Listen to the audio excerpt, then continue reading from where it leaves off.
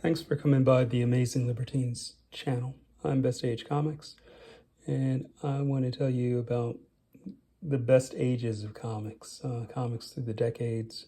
And my background in comics is I'm a 50-year-plus-year reader of comics, and I'll be sharing some of the stories that I've seen over the last 5 decades. And I'm sharing these stories because they gave me so much enjoyment. And some of these are available in trade paperbacks or in, collected editions, but others you might be able to find. Like I found this story, DC Star Spangled War Stories, number 162.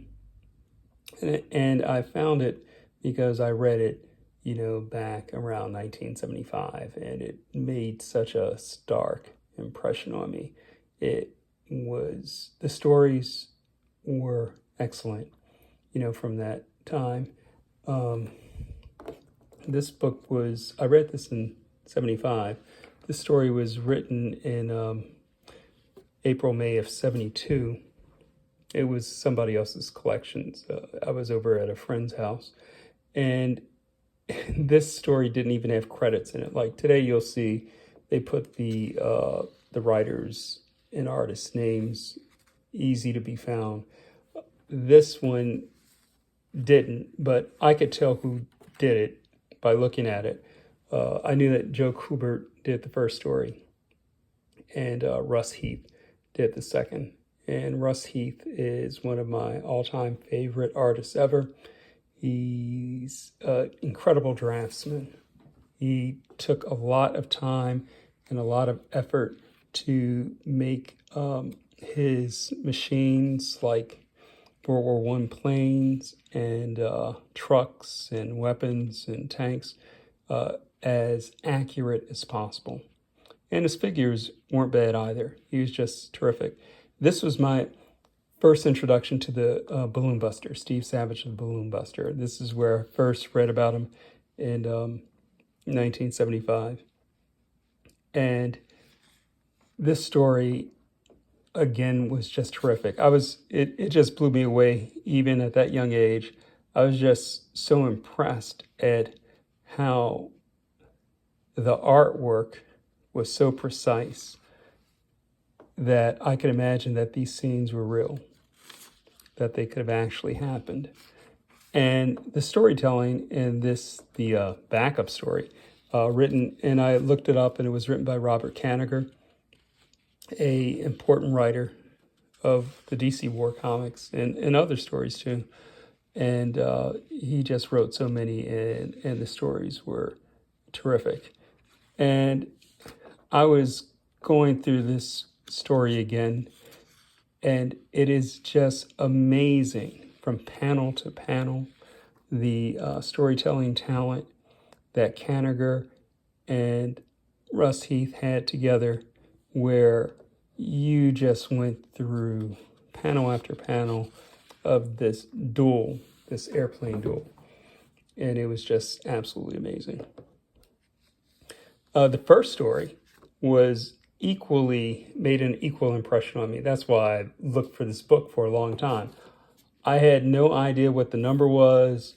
I had no idea, who did it. I just knew it had the unknown soldier, who is an unknown soldier. He uses disguises, and his face is always wrapped in bandages. But I knew the cover. This image, this Joe Kubert cover, was emblazoned in my head. And this story, written by Joe Kubert also, written and drawn, was a powerful story to me as a 10-year-old because the themes of the story were themes that resonated with a 10-year-old. As a 10-year-old, I faced bullies, and sometimes had to fight. And you were always afraid of being a coward. And that was the same thing that happened in this story. It's about a new recruit. He's trained, and he's wondering if he's going to be a coward. And the unknown soldier's connection to it is that they were sending him into the field with these new recruits to find out how effective the training was. So that's why he's there, to be a witness to this young soldier's story. But it also had this panel in it. You know, this soldier, everybody's watched him freeze up and everything. They sent him to check out an alleyway, and there is a Wehrmacht soldier lying in wait. And it was this scene in there that was just incredible.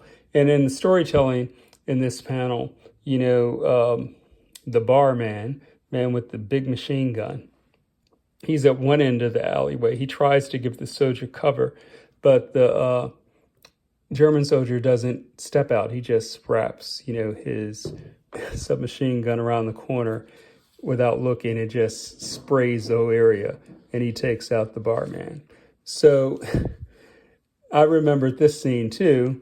And again, this is just great storytelling with the way that these panels are laid out, where the unknown soldier, he comes back to find, you know, his guy's in trouble. And the German soldier tries that stunt again, except that this time he, you know, the unknown soldier does it to better effect.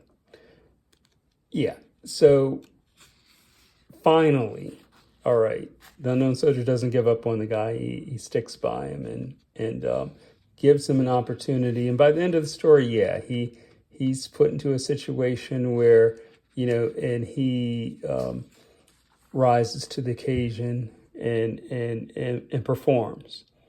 And that's what the story was about. And so it was a story that etched itself on my elementary school brain, and I went looking for it after the fact.